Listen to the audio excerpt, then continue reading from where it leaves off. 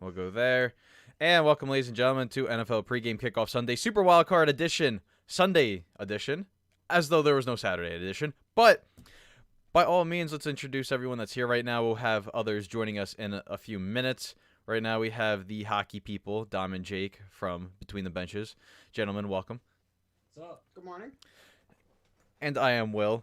So let's kind of get right into this. So over the week, the Texans hired Nick Casario of New England, who is now their new GM of the Houston Texans. He's now trying to fix what Bill O'Brien created a disaster of down in Houston. And now the disaster is honestly growing a little more as Deshaun Watson is very unhappy with how the Texans did not include him in the GM conversation of hiring a GM. And he's told his teammates that he may request a trade. This is a very 50-50 right now. So that's what we know right now. And he has not returned any Texans phone calls. He's basically off the radar as we speak at this very moment. So apparently the contract is very easily to move if they use a post June 1st trade move, as they say, because it will give the Texans extra money. It'll give them about $10 million. It'll kind of cut away some of the dead money, but still will provide more dead money than it will saving them.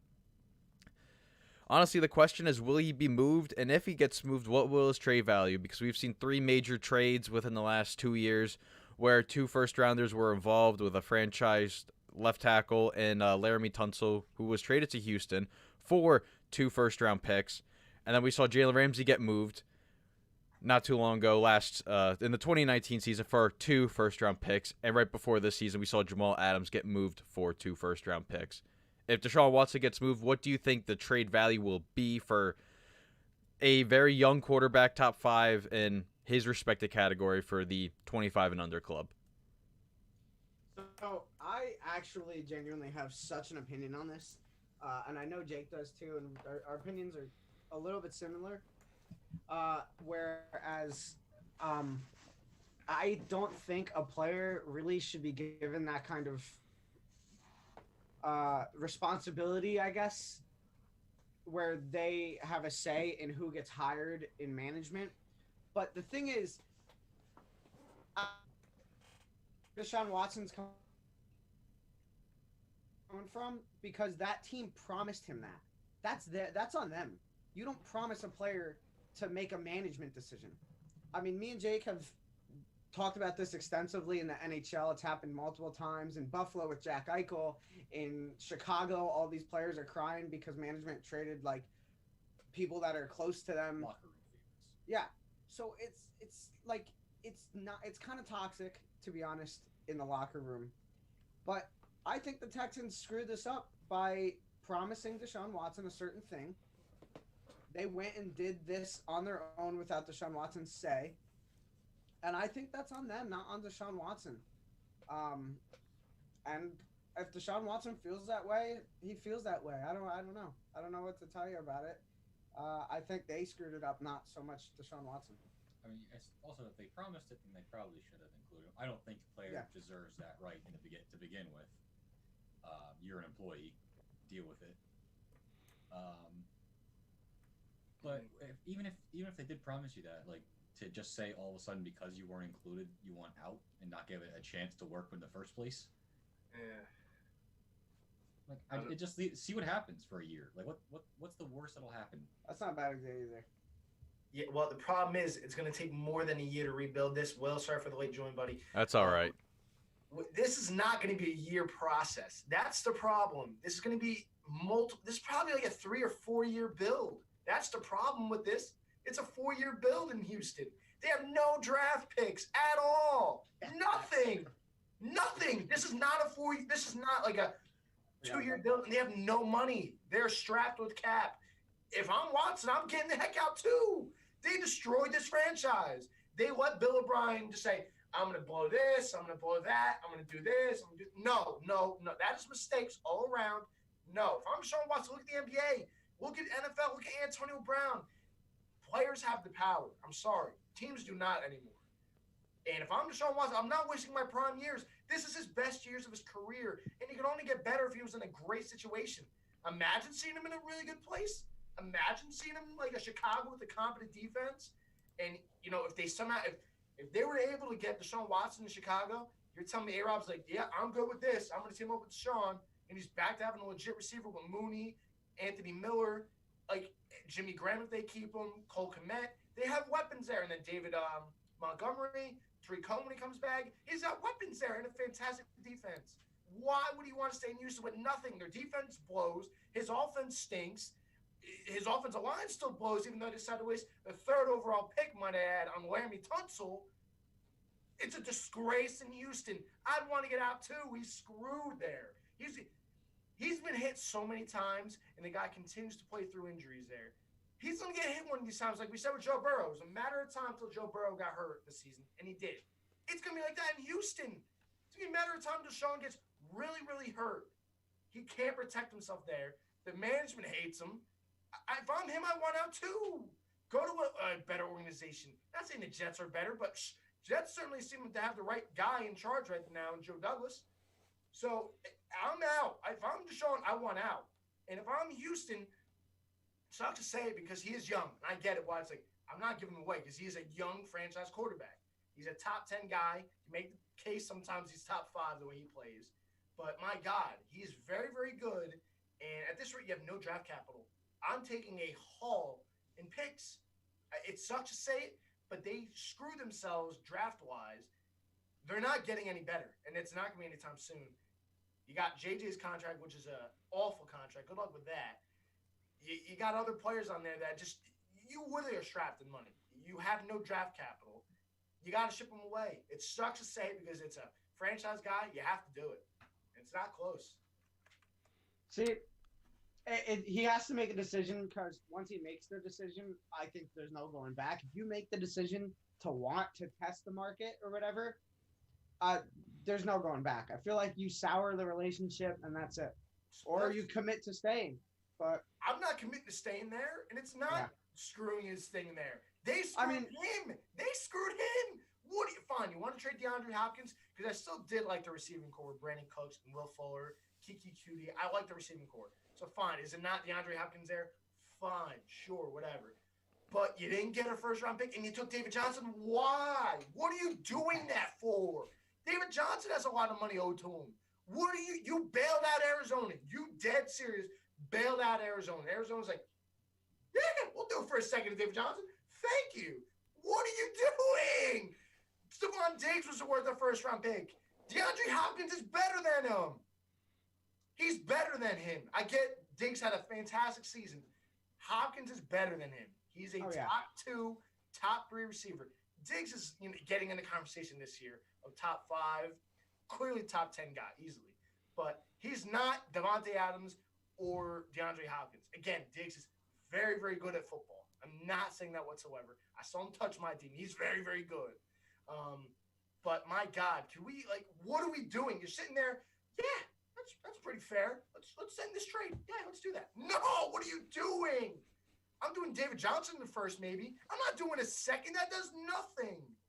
Bad job. And that franchise screwed Deshaun Watson. If I'm him, I agree. Get me out of here. I don't want to be here. We'll ask the other question of value. I think if I'm the Texans, I think it is a good time to get this trade because, well, actually, no, probably not. But I don't know. I think Deshaun Watson. Why isn't it a good time? Because if I'm the Jets, and this is actually legit, if I'm Joe Douglas, I'm not waiting a second. Hey, how you guys doing? That's what I meant to say. I'll take the trade. I'll do it.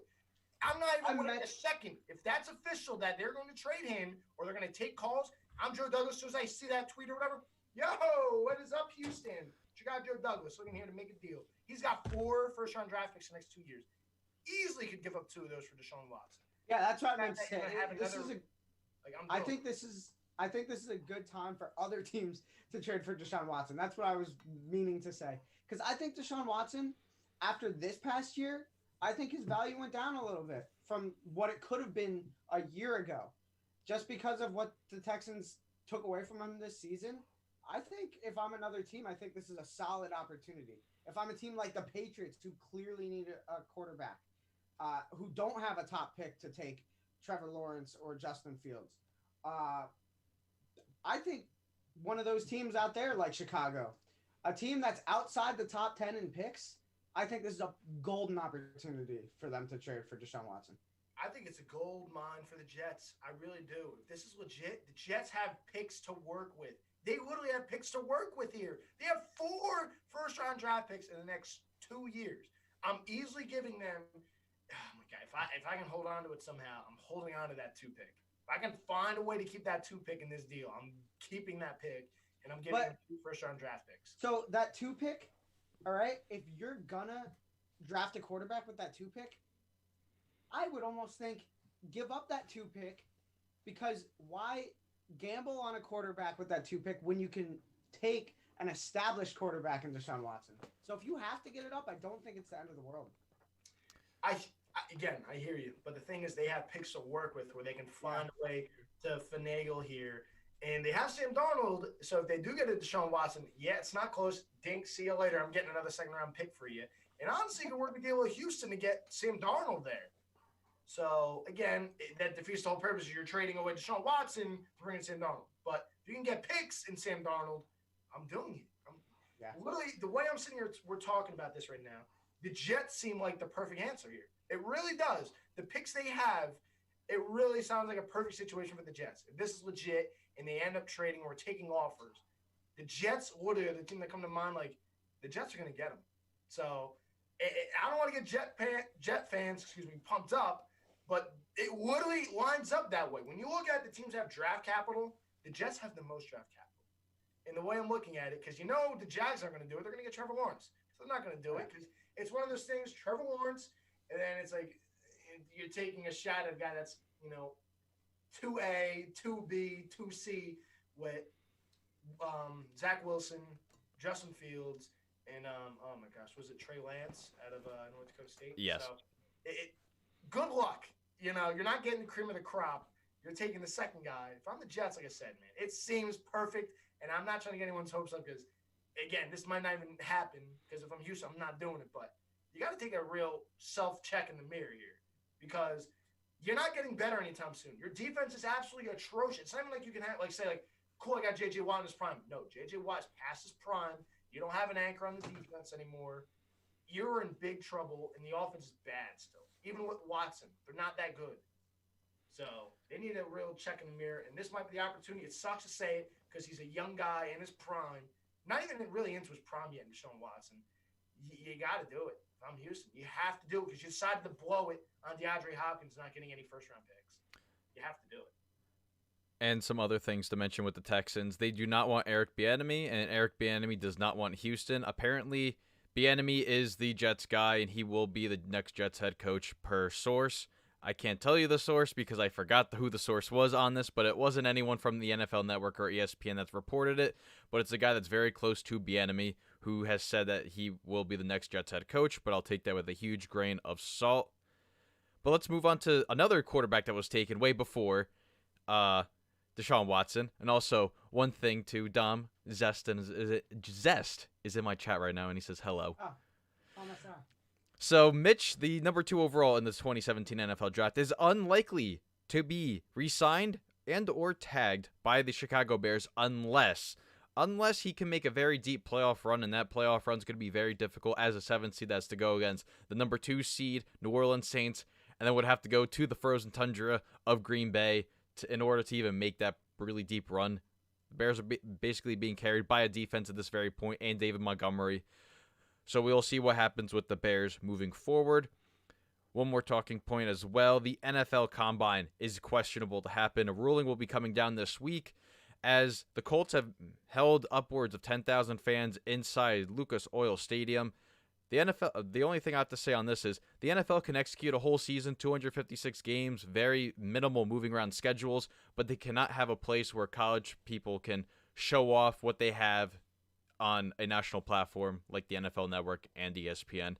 I want to hear your thoughts on this. I mean, I wish Josh was here because he would honestly be able to explain this really good, but what are your guys' opinions on the Combine potentially being canceled?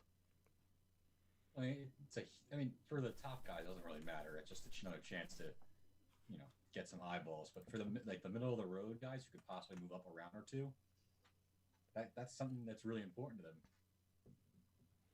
Like, I mean, besides, unless you're DK Metcalf and you run a bad 3-and-cone drill, and then suddenly you're second rounder. But yeah, the way I look at it is, again, Jake hit it right on the head. It stinks for those, guys that are like those fourth, to seventh round guys. Those Well, they don't guys really get invited. It's like the second to fourth rounders who are right in there. It's like the prime area for them. Yeah, and this is where the NFL is going to have to adjust, or these colleges are going to have to adjust for these kids. And the NFL Network, I'm already sitting here thinking of a thought, and the NFL should think about it too, if they're going to actually cancel this combine, is have multiple pro days for these teams, or they're like kind of like a college showcase for these teams. So if you have to get all these colleges together, like the SECs together, you had to have their divisions, do one division, get all the teams together, go to a location, go to a certain field, guys are staying in their hotels. Because, again, not everyone's coming, so it's not like, oh, my God, we're bringing all the SEC schools to one team or to one school. Do divisions, and it's certain players. It's not like it's the whole team. You're not bringing 80 kids there. You're not. So you're bringing, 20-something kids sometimes. Might even be less for other teams.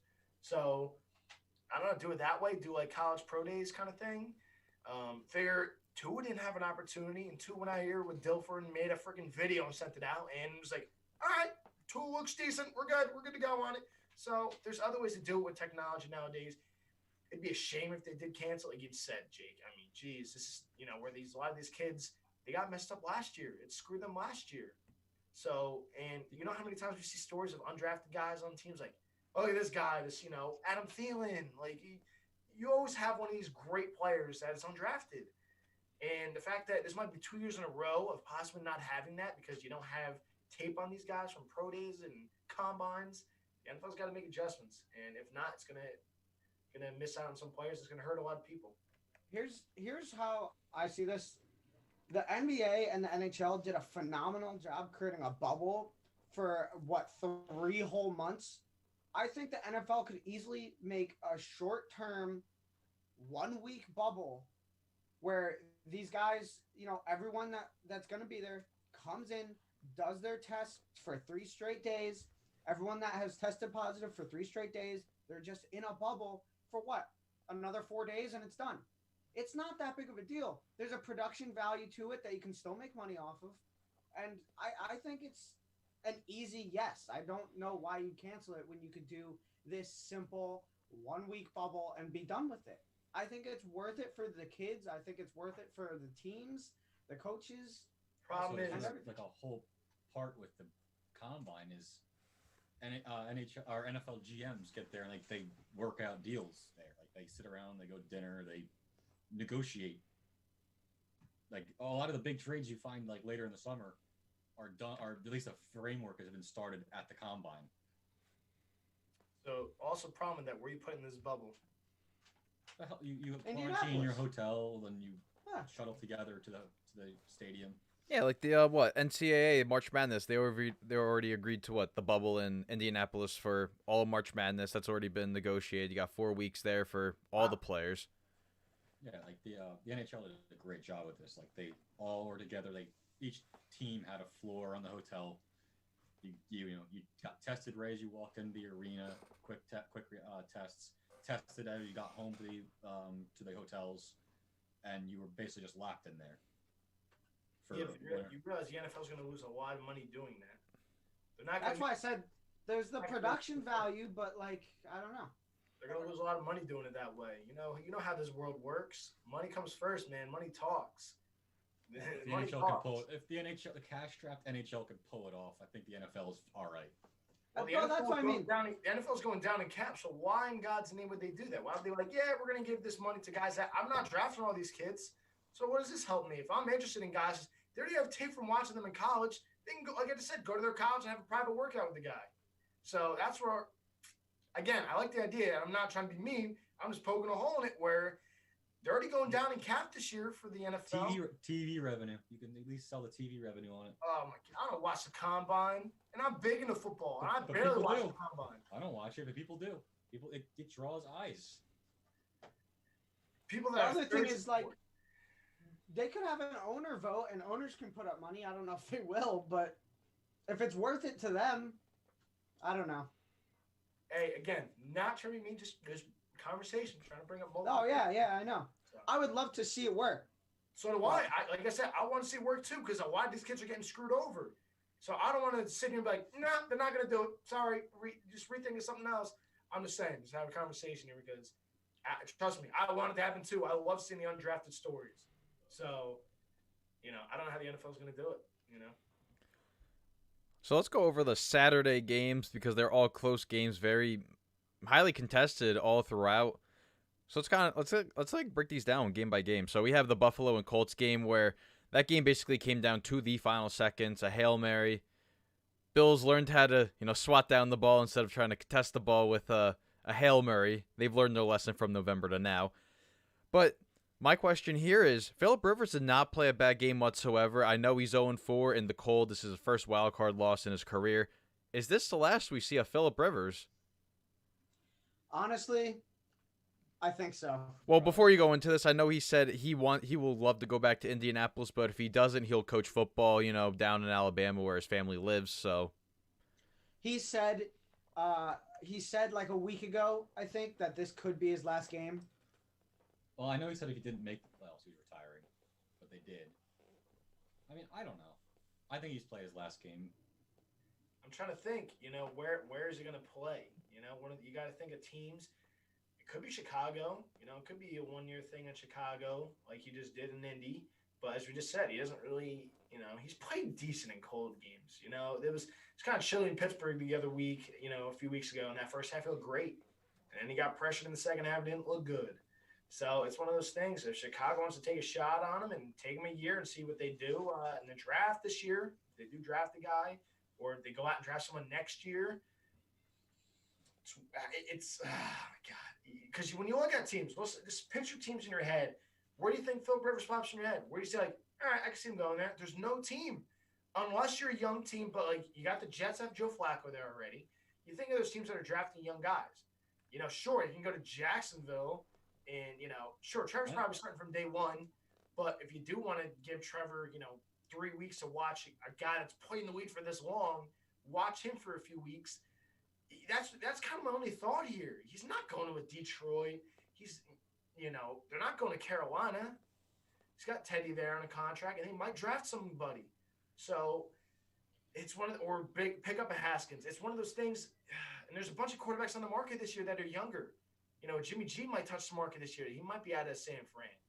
So you got to start thinking of teams where he's going to fit. And there's a lot of teams that don't.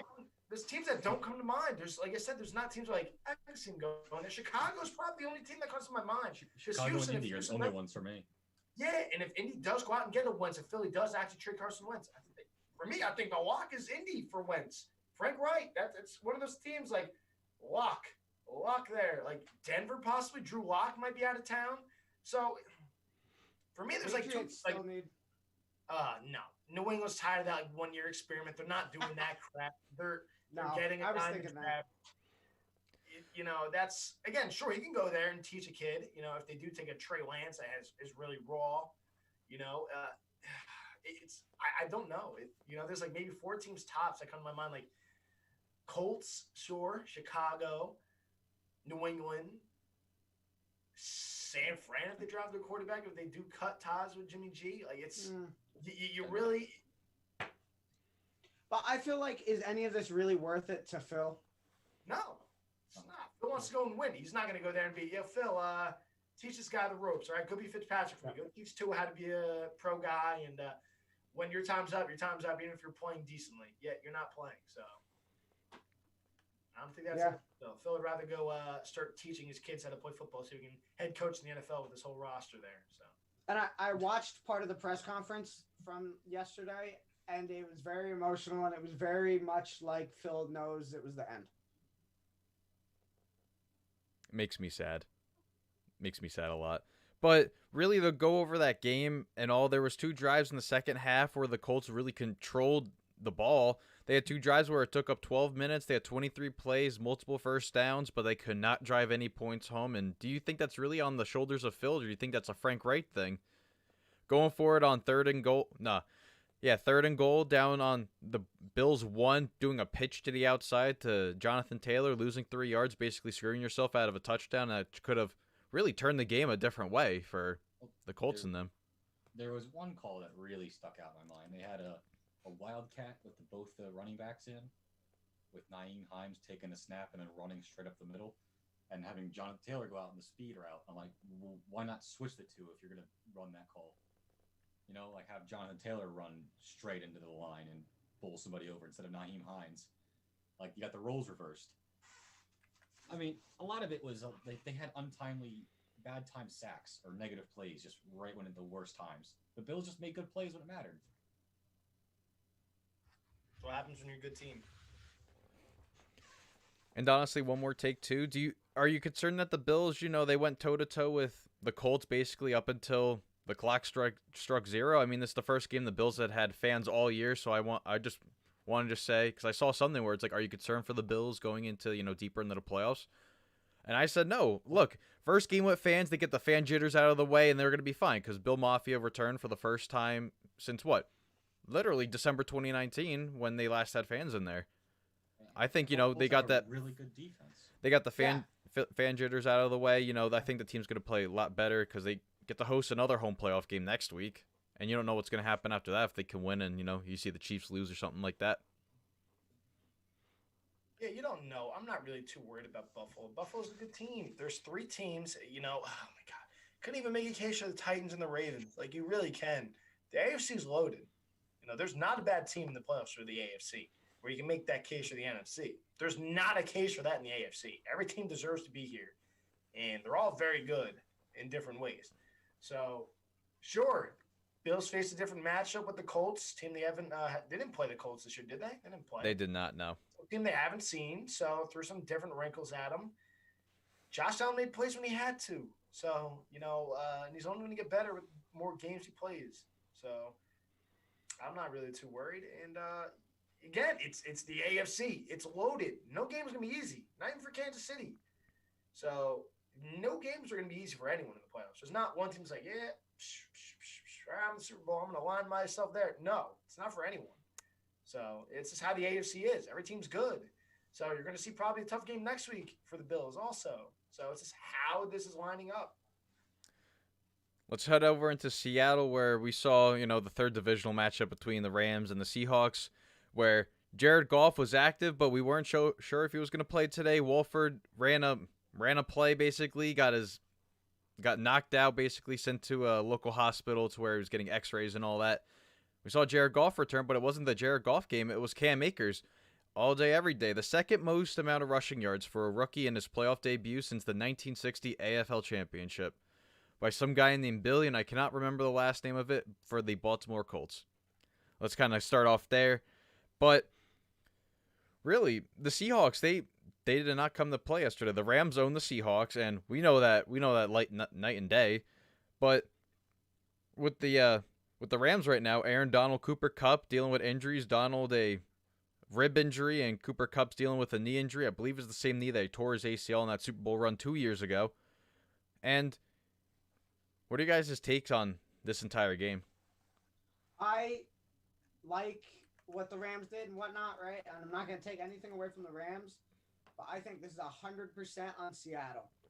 I think I just was so unimpressed with their performance.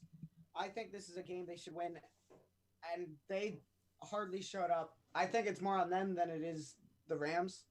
But if you can't stop the run, you're not going to win a game. You won't. You're not going to. If you cannot stop the run, especially if you know they're going to keep running the ball and they're not going to throw much, you don't deserve to, and you're not going to win. Especially when your MVP quarter plays probably one of the worst of his career. Well, also to be fair, the creative play calling, the more and more I watch the Rams offensively, the more and more it's just like, what in God's name? Like, where did this come from? There's so many motion plays and like Cooper Kupp coming across the field. There's so many like just misdirection runs from the Rams where it's like you got Cooper Kupp running this way after the play goes this way. You got this, and it's like, holy crap, just for a run play. And as stupid as it sounds, that little stuff makes a difference. that little stuff makes a defense shift a certain way. That makes that hole open for Cam Akers. And as you said, if you can't stop the run, you're screwed. And if you can't stop the run against the Rams, you're screwed because we see Jared Goff at his best with play action. So just like you see Baker Mayfield is best in play action. So that's kind of how those two guys roll. And if you can't stop that run game, you're in deep crap because it's going to go play action, play action, play action all day long. And Jared Goff made the throws that he had to yesterday. Again, nothing fancy schmancy and all that. Finds a wide open Robert Woods. Guess what? Misdirection. Gets lost in the shuffle, and there he goes, peeling out wide open. So, and the same thing, and there was another play. I think it was the Cooper Kupp. Very similar. Not a touchdown, but big yardage on misdirection, and they get lost and can't find them. So, you got to stop the run if you're going to beat this team. Getting hoed. And the fact that Aaron Donald gets hurt in this game, and they really didn't need him, it says something. And the fact that they rely too much on Russ is also part of the problem. They rely on Russ too much. They try to let Russ cook a little too much, and it's bit him in a few games this season. And Jalen Ramsey had DK Metcalf clamped down the whole game. He had a couple catches, but he was taken out of the game almost completely. Yeah, but don't even give me that because they have a bunch of receivers still. David Moore's a competent 3 receiver. Tyler Lockett's had Tyler Lockett games, so he's got weapons. So it's just they asked Russ to do too much. How many rushes did they have yesterday? Probably not a lot of rushes. They get away from the rushing game. So and it's like, all right, it's like Pittsburgh. Here you go, Ben. Go win it. So and that cost teams games. It's cost Pittsburgh games. It's cost Seattle games this season, and it cost them when that mattered. I mean, if you look at Russell Wilson's most successful teams, Marshawn Lynch. Defense and run game. Yeah. And the two things that the Seahawks really lack right now is a defense ranking 23rd and no first-round picks the next 2 years, with Jamal Adams basically being the solidified first-rounder. And that's all I have on it. But they didn't even run the ball bad yesterday. No, they 25 rushes for 136 yards. But Russell the Wilson fact just that played bad. He just was good. They showed his stat lines from all the other Rams games this season. I think it was no touchdowns, 2 picks, 1 touchdown, 1 pick, and then whatever this game was. 1 touchdown, 2 picks, and 150 yards, 170 yards in each game for Russ. So, Will, I told you, man. I told you Yes. to pick the Rams. Listen. I was concerned. They own 'em. Listen, I was concerned of the whole. I was concerned of Wolford basically because I was like, who's going to be starting, and I basically made it on the fly right there. They But- own them, man. They own them. Let's go. Rams are a weird team. They really are. The Rams can go out and dominate Tampa, dominate Seattle, and then expect to throw a dud to the Jets. It's just how this team is. They're a very, very weird team. If they can't run, they are screwed. If they can't run, none of the misdirection, they don't buy it. It's all the window dressing is based on how well they can run the ball, and if you don't respect the run game on them, you don't buy any of the window dressing. Now let's head into Washington, where Ronald Jones was basically not even a scratch, but he did not play at all yesterday due to a calf injury, but he practiced all week. He hurt it in the pregame warmups, but that did not matter. Leonard Fournette took the carry, rushing 80 yards, getting another 40 through the air with Tom Brady. But really the highlight of this game is Taylor Heineke, who looked mighty impressive against the Todd Bowles defense, who brought a lot of the pressure. He showed plays of brilliance all over the field. And honestly, I think things are just going to be going up for Washington with, their defense is already a top 5 defense, and it's only going to get stronger as these guys are now getting another year in the league with Montez Sweat, who did not get the credit he deserved because Chase Young basically was taking every single piece of the credit, being the Nick Bosa player of the 2020 draft, like Nick Bosa was in the 2019 draft. And my question for you guys is Heineke the guy of the future for Washington? He says he wants to stay. McLaurin and all the receivers all love him, and this offense is only getting paid $10.5 million between wide receiver 1, running backs 1 and 2, receivers 1 through 4, tight end 1, 2. Do you think Heineke will be the guy if Alex Smith ends up calling it a career basically after? Well, he may be the starter, but he's not the guy. He's not the guy. No, Jake hit it, and he's that guy that's going to be starting, sure. But it's just like same thing in Denver. Like Drew Lock's better than Heineke. it's just one of those things. You're not going to win anything with that, and you have to have the best quarterback or the top 2 quarterback in the division to have any noise, and he's not. And he's not going to be. He's not going to be better than Daniel Jones. He's not going to be better than Hurts or Wentz. He's not going to be better than Dak. So you're going to have the last quarterback in the division again. Like, you can't. You're sure they won it this year because the rest of them decided to. All right, everybody, who wants the division this year? Who wants it? Who wants it? Anyone want it? The highest bidder. How this division was this year. It's not going to be like that next year.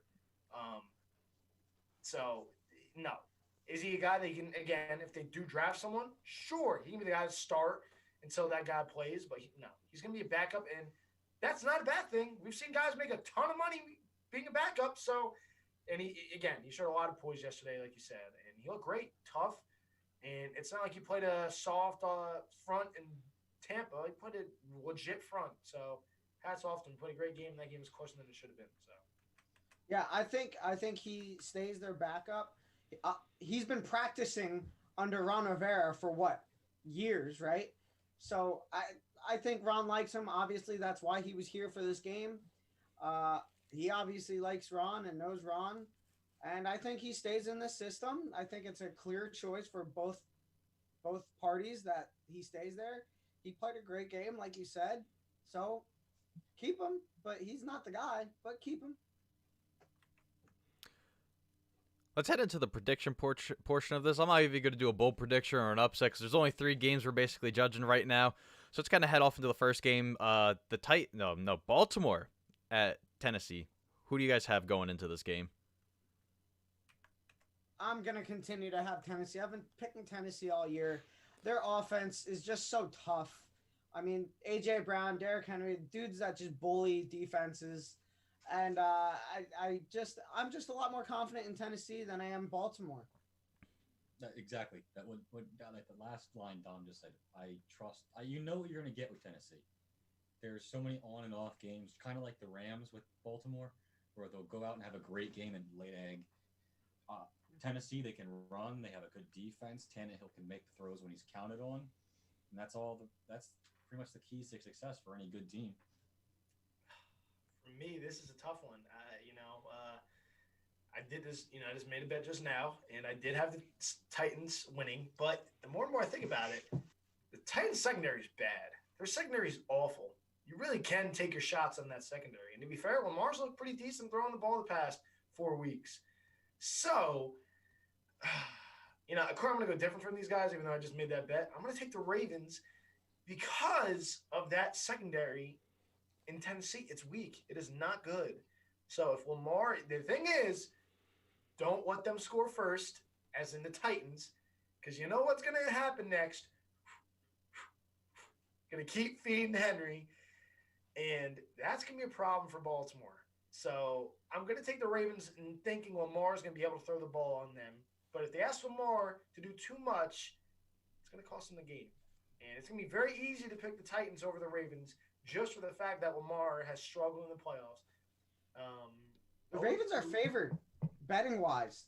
They are favored betting-wise. And that blows my mind. But hey, they're hot. They're probably one of the hottest teams of football right now. They're blowing people out. Yeah, Cincinnati's going to win. Cincinnati's going to upset him. Yeah, okay, says the drunk man. Shellacking comes next. So, no. They're just the hottest team in football. And to be honest, Titans remind me of the Rams. They're very weird, man. The Titans are weird. They have games where it's like, yikes, losing to Cincinnati. They lost to the Browns. Did they lose to Cincinnati or am I drunk? No, they did lose to Cincinnati. I'm not drunk. They did lose to Cincinnati. And did they lose to the Browns too? Yes. They might have. They had this weird stretch in the middle of the year where they just started losing games. But they kind of brought it back at the end. Again, they're a really good team. They're kind of hot. Again, not as hot as Baltimore. They seem to have their guy in J.K. Dobbins. I'm going to go Ravens to go different from you guys, but this is a great game. I'm pumped to watch it, man. I'm ready for this one.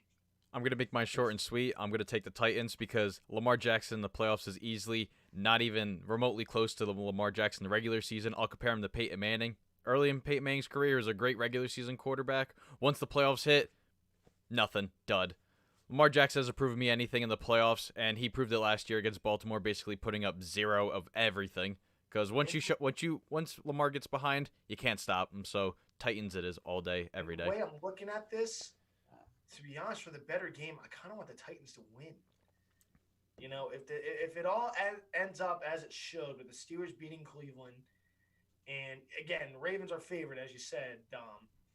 The best game would be the Titans, honestly. The best game would be Titans-Chiefs, you know. Because I just don't see Lamar doing it with Kansas City. I don't see him.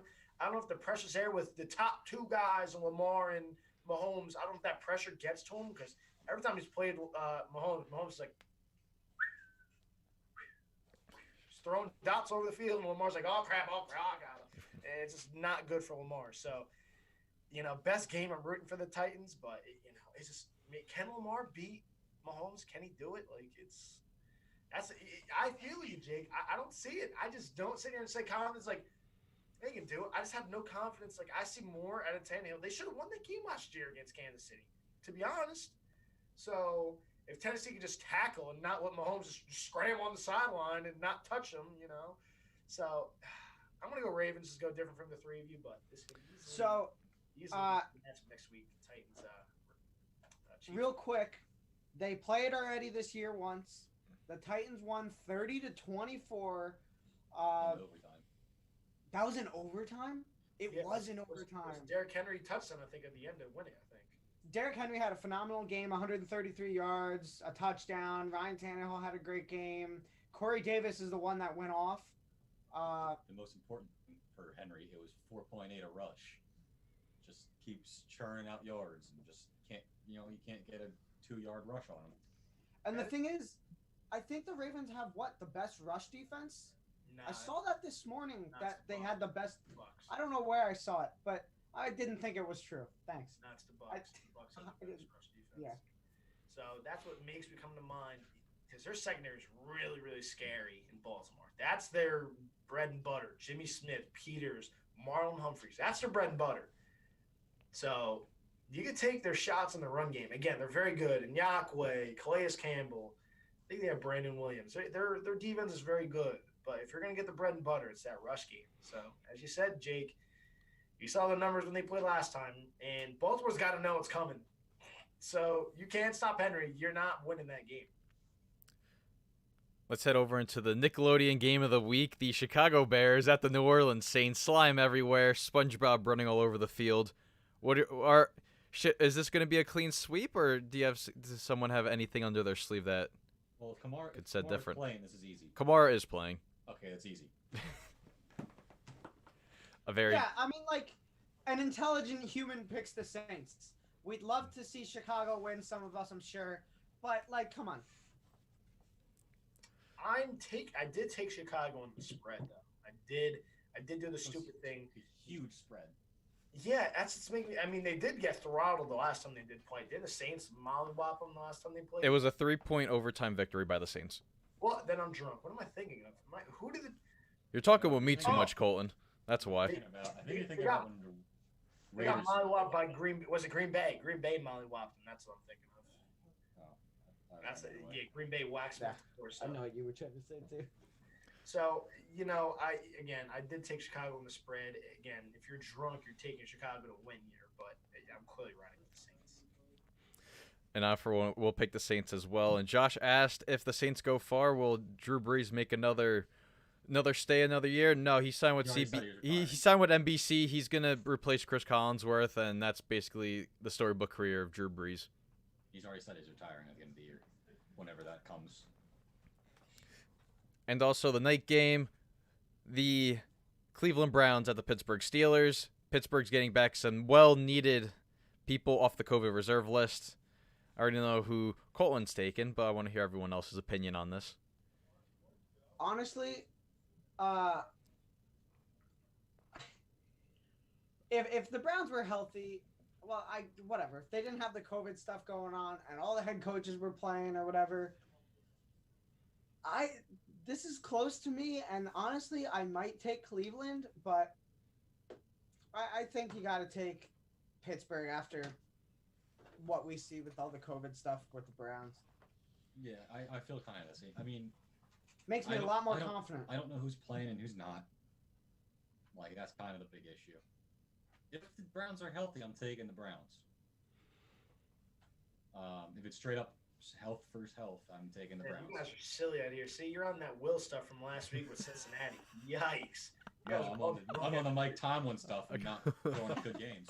You guys are all drunk out here, man. Jeez Louise. So Cleveland's offensive line's in shambles. Their left guard's Yeah, out. that's what I'm saying. They're all out. So It doesn't matter. I don't care if they're out. I saw them play freaking week what? What was it? 5? Everyone's like, oh, Cleveland's undefeated. Cleveland's high. Oh, and they get mollywopped by Pittsburgh. And they almost lose in a must-win last week to backup. but you I'm had taking Devin Bush Pittsburgh. at the time. I don't care if they had Devin Bush. They didn't have anyone last week in a must-win for Cleveland, and they almost lost. I'm not taking Cleveland. It's not going to be close. Steelers win by 10 at least. TJ Watt is going to eat. That front is going to eat. One of the most underrated guys in the league, and Stephon Tuitt with 10 sacks this year. 10! And is not an all-pro? What are we smoking? Not even second team? What dope are we smoking? Oh, my God. Steelers have 2 of the best rush interior guys, Stephon Tuitt and Cam Hayward. The fact that their Pro Bowl left guard is out, yeah, good luck. Alex Highsmith seems to be getting better every week. The Browns are going to be in deep crap up front, I believe, in this game. The only way they win this game if they get Chubb and Hunt going. And again, they kind of struggled with that last week. I get Chubb had that on that first drive, that 47-yard touchdown, which was piss poor tackling by Pittsburgh. They're getting their guys back this week. I don't see it happening this week. I see guys having a great day up front, getting to Baker. When Baker's under pressure, you look at his numbers, he's bad. And he was bad when they played a healthy Steelers team. Week 4 or 5, I'm taking Pittsburgh, and I'm adjusting the spread. I'm taking Pittsburgh. The thing that kind of scares me too is I don't think the Browns can just rely on rush. Because, Will, wasn't it against the Jets when all the Browns receivers were out? Yes, and they And couldn't they just were rely like, on the all right, rush. We got to rely on the rush, and they got destroyed by the Jets, like the Jets. So that's the biggest thing to me is if they start relying on the run, I think it's game over immediately. Well, that's their bread and butter. You know, when you look at It is. No, it is. I get that. Their bread and butter is the run game. They got to be able to pass to win the game. I mean, that's, they can't just do it all on the ground. They're not like Tennessee. Problem is they're playing the number 1 sack team in football, and they're missing probably their best lineman. And the fact that a rookie dominated their rookie last week, who's just kind of got tossed into the Dupree role, like, hey, go get the quarterback. He's gotten better every week, and the fact that he saw him last week and pretty much went to work on him, for me, it's not close. I think the Steelers win by, again, I'm adjusting the spread. Give me the Steelers by 8. I think it's going to be a long day for Cleveland. Again, Jake, you did say it. Pittsburgh should win this game, and we'll see what happens. They could throw up a dud. This is what they do. But I think Pittsburgh handles this game. It kind of reminds me of when the Steelers played the Dolphins, oh my gosh, 3 or 4 years ago in the playoffs, and they handled them. That's kind of how I feel in this game. I think the Steelers should handle the Browns. Steelers getting healthy. Ben having a week off, getting his knees healthy. The last time we saw Ben was probably the best time we've seen Ben this season. He went to work on that Colts defense and lit him up in the second half. So, and the fact that the Colts had a better offensive line, again, their tackles were out and they're weak. The fact that it's kind of going to be very similar for the Browns offensive line this week. I think it's going to be a long day for Cleveland. I will be taking the Steelers because I don't know what's going to be happening with Cleveland with the actives and inactives coming up with all the COVID stuff. And also without their head coach not being there is also going to be another major key factor that's not going to be doing it. But with all this technology, couldn't he just zoom in through the headset and then you talk with them at the stadium? That's a good idea, Will. Let's have that New England Patriot-esque fiasco where all the headsets are going out mid-game. Yeah, let's have that idea going on. But no, what else comes to mind? Denzel Ward and Greedy Williams are voted out again for Cleveland secondary. And we saw what Mason Rudolph did to that secondary. What do you think Ben's going to do to that secondary? You don't think Ben was sitting there at home watching the game like, wow, Mason's taking these shots down the field? What do you think I'm doing to the secondary? And the fact that Ward's out again. And don't worry, Ward played last time and Ben went to work on him. Hit him with a double move. See you later. James Washington wide open for a touchdown. I think Pittsburgh wins this game. It's not close. Again, if I'm wrong, boy, oh, yikes. We're gonna please cut this tape, man. Oh, my gosh. But I don't think it's close, man. And it's not even a homer pick. I just don't think it's close. I don't think it is. I think Cleveland with the injuries, no Stefanski. Baker's looked his best with Stefanski. The fact there's no Stefanski, yeah. Hello. And that, ladies and gentlemen, rounds out the show. You can follow all these respective pages. Well, yeah, I always tell everyone, hey, you know, tell everyone what you're doing, but basically everyone's still doing the same thing. So let everyone know where you can follow all your pages and all that moving forward. So I'll let the floor go to anyone who wants to start. You can listen to us. Just look up Between the Benches. And then on Instagram, it's Between the Benches JD. And we just have, like, buttloads of content right now everywhere. So. No, not from Jay. I'm the same thing, man. Well, I know you are, Bob. So, I thought you were gonna say yeah, pumping out content. Now, just like. Oh, we are. No, we're pumping out, dude. We have stuff queued for the next couple days. We batch had recorded stuff. all at one time of like 10 episodes. Oh, Hey, it's man. like. It's not a bad idea, but Personal Foul Podcast, we are having a date tomorrow with Lee Steinberg, Patrick Mahomes' agent, Tua's agent. 8 Hall of Famers, the records for the number 1 overall picks, record for number 1 first-round picks, having him on tomorrow. That was supposed to be on Wednesday last week. Miscommunication with the time set up. We are good to go for tomorrow. And also, if you want to check me out tonight live after the Steelers game, I'll be on the Steeler Nation page, verified Twitter account. I'll be on there tonight recapping the Steelers game. Hopefully, I'll also be live like 30 minutes before the game for pregame. So if you want to hear some Steelers stuff, that's where I will be tonight. And as always, you can follow the Play Action Podcast on whatever social media pages you want. Play Action Podcast over on Facebook, the Play Action Podcast over on Instagram, and Play Action Pod 1 on Twitter. So, ladies and gentlemen, Super Wildcard Weekend Saturday was insane. Let's see if we can get another insane Super